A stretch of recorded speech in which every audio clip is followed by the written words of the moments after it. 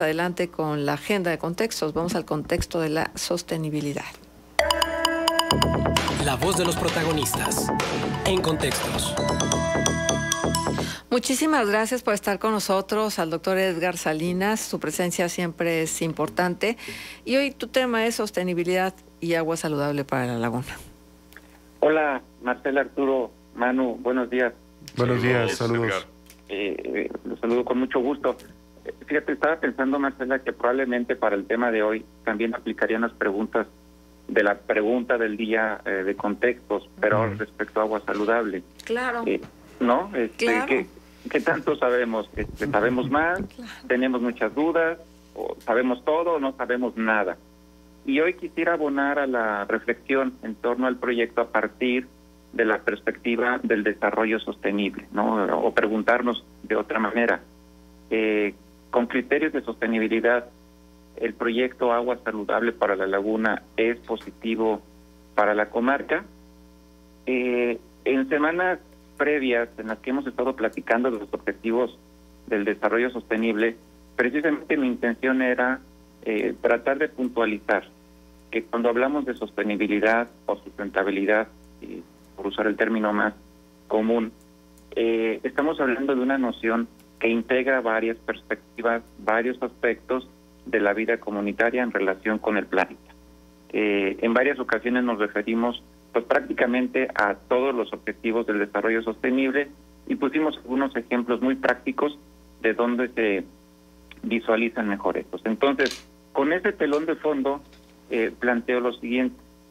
El proyecto Agua Saludable para la Laguna, así como está planteado, es integral desde una perspectiva de la sostenibilidad.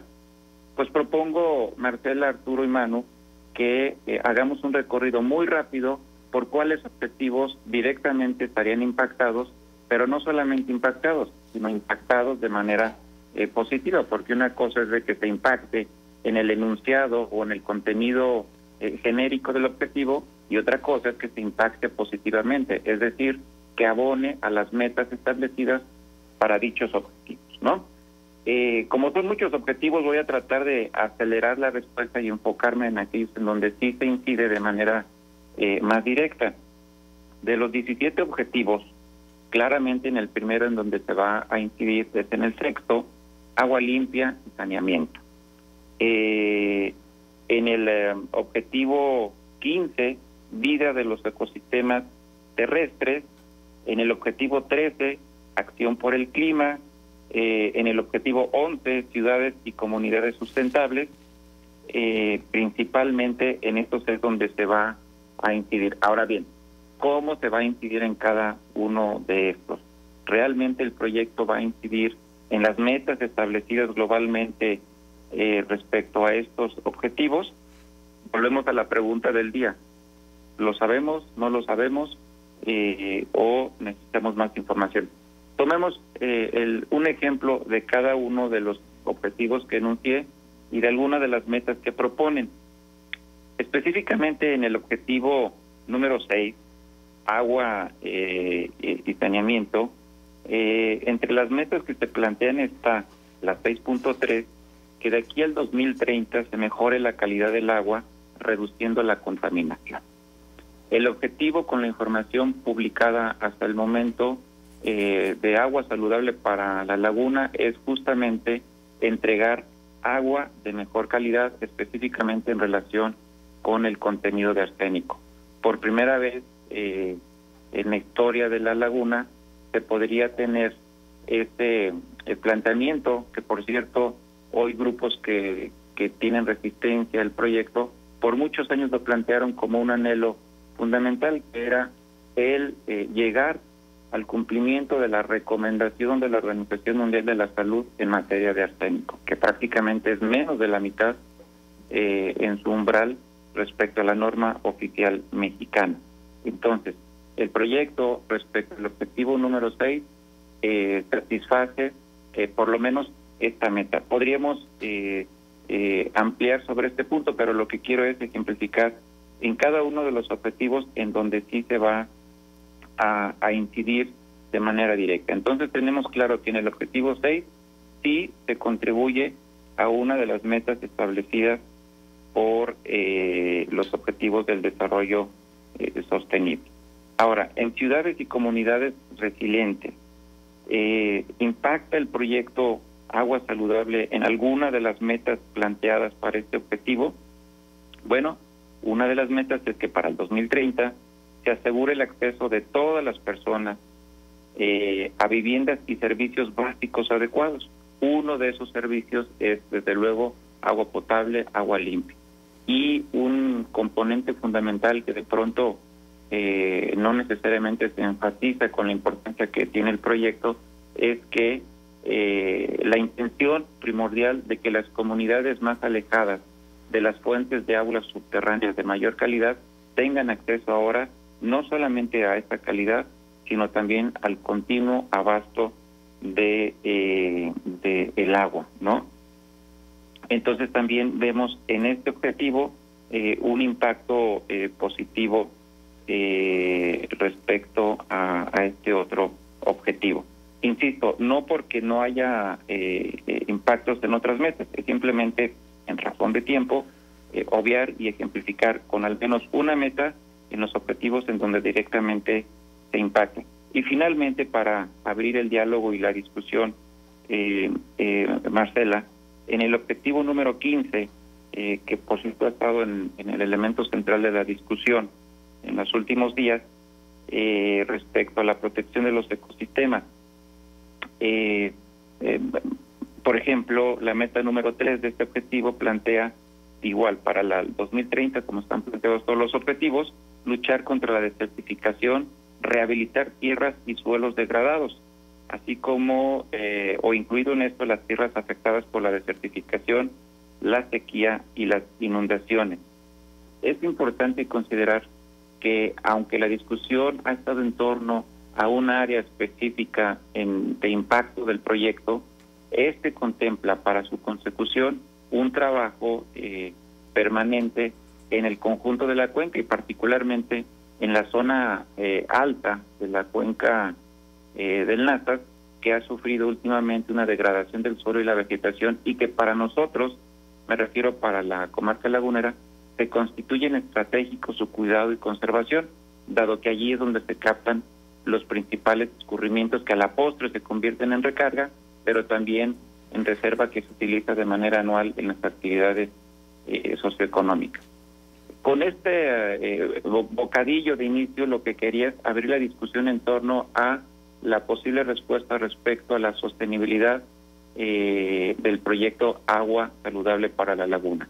Si lo vemos desde una perspectiva amplia en relación con los objetivos, hay una incidencia positiva en varios de estos objetivos a partir de las metas que se establecieron. Bueno, lo has planteado bastante claro, Edgar. Y sí, pero y posibles afectaciones que tampoco podemos dudar que las haya. Finalmente, donde entra la mano del hombre, se afecta el entorno, el ecosistema, el lugar, el sitio, independientemente si está calificado como área protegida o no, o si es sitio Ramsar o no. Exactamente. Es simplemente la mano del hombre. Somos depredadores por naturaleza, Edgar. Y entonces, ¿cómo hacer para equilibrar? Sí, tú nos dices esto, pero aunque sean, como dijo el presidente, un arbolito, sí. ¿Cómo se le puede hacer para que no sea? O sea, ¿qué alternativas hay para que no se tenga que dañar al arbolito? Exactamente. Fíjate que yo cuestionaría el hecho de que se asuma en la naturaleza humana la condición de depredador. Creo que hay una relación como ser viviente, como parte de la biodiversidad, con el entorno todo. Ahora bien, en las condiciones actuales y ciertas prácticas sí pueden convertirse en depredadoras de las condiciones de equilibrio de los ecosistemas. Justamente por eso en la literatura de la sostenibilidad han surgido planteamientos de conservación, de rehabilitación, de recuperación, de mitigación de los impactos. Por eso yo diría, hay que tener cuidado con el uso de la palabra depredador como parte de la naturaleza humana. Pero está como lo que decía Enrique Peña Nieto, que traemos los genes de la corrupción en nosotros. No, pero la verdad de las cosas, Edgar, ejemplos, yo creo que aquí nos podríamos pasar absolutamente todo el espacio platicando de cómo ha incidido la mano del hombre en los entornos naturales. Y ha incidido tanto y de manera tan negativa, más de que precisamente el planteamiento de los objetivos del desarrollo sostenible se plantearon para revertir eso. Y por eso yo quería apuntar a estos conceptos de mitigación, conservación, rehabilitación de los espacios, incluso por particularizar en el caso del Cañón de Fernández, en el plan de manejo del mismo, se utilizan estos conceptos que implícitamente reconocen una afectación negativa que puede tener la intervención del ser humano allí, pero al mismo tiempo, por la condición humana, se plantean remedios y caminos de recuperación de esos espacios. Ahora bien, el zoom en la parte ambiental se ha hecho al Cañón de Fernández, insisto, con independencia de otros aspectos, también de carácter ambiental, positivos que se pueden dar en otras áreas del proyecto, como en la cuenca alta. Pero vayamos al zoom que se ha dado. De acuerdo con lo que está presente en la manifestación de impacto ambiental, hay dos elementos de impacto directo en la zona no núcleo del Cañón de Fernández. Uno es la derivadora y otro es la planta de rebombeo, no la potabilizadora, la de rebombeo. En el caso de la derivadora, no constituye de suyo una afectación irreversible al lecho del río Nasa. Probablemente estamos poco familiarizados en qué es una derivadora, pues pudiera parecernos como que es una enorme construcción que va a afectar el lecho de manera irreversible. No, es un pequeño tope que se utiliza para aumentar el nivel del agua, a partir del cual se pueda derivar, o sea, encauzar hacia un punto específico. El planteamiento de la construcción de estas plantas justamente está hecho para no afectar con construcciones sólidas a los lechos de los ríos. Pero aquí el punto es irreversible o no? El concepto estructural de una derivadora de esta naturaleza nos dice que precisamente están hechas para que su impacto no sea irreversible. Por otro lado, en el área de rebombeo, que son 3.5 hectáreas de las 17,000 del parque, se tiene contemplado esto que mencionaba hace un momento: mitigación, remediación, recuperación.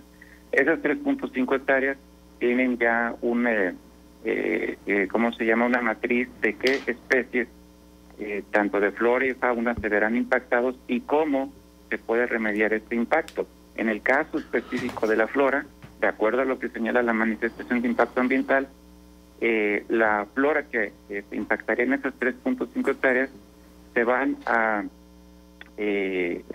mitigar en su impacto con 50 hectáreas adicionales, en donde se plantearía y cultivaría flora que actualmente se impactaría en este punto en particular. Entonces estamos hablando de impacto en 3.5 hectáreas versus el impacto positivo en otras 50.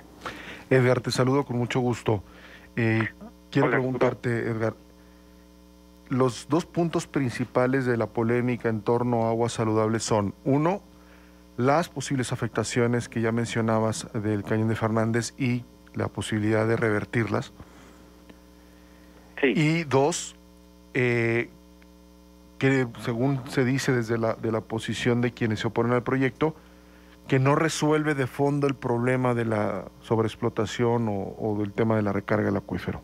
Te quiero preguntar, de acuerdo al análisis que tú has hecho, ¿es Agua Saludable un proyecto excluyente con la protección del Cañón de Fernández y la sobreexplotación y atender el problema de la sobreexplotación? Es decir, ¿es Agua Saludable un proyecto que no es compatible con estas dos cosas?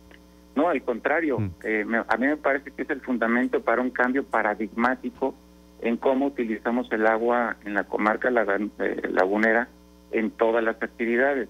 Respecto al primer punto, ya no abundaría porque de alguna manera Sí. la respuesta la he dado. Pero respecto al segundo, esto es muy importante. El objetivo de Agua Saludable, de acuerdo a los documentos publicados, es abastecer en cantidad y calidad suficiente a la población. El proyecto, como está estructurado, lo garantiza. El proyecto Agua Saludable para Todos no tiene como objetivo resolver todos los problemas en relación a la gestión del agua en la comarca lagunera. Sin embargo, tiene la bondad de que plantea las bases para meternos desde un nuevo paradigma a la resolución de los elementos de gestión del agua en la comarca lagunera, particularmente el uso agrícola y la sobreexplotación. Respecto a la sobreexplotación de Suyo, una vez que esté en pleno funcionamiento el proyecto, otra vez, de acuerdo a los documentos publicados, una vez que esté en pleno funcionamiento el proyecto, de entrada tenemos la disminución de la extracción que actualmente se hace para la mayoría de los pozos de uso urbano. De entrada, por lo tanto, tendríamos una disminución en la extracción de alrededor de 150 a 160 millones de metros cúbicos para irnos a una cifra conservadora.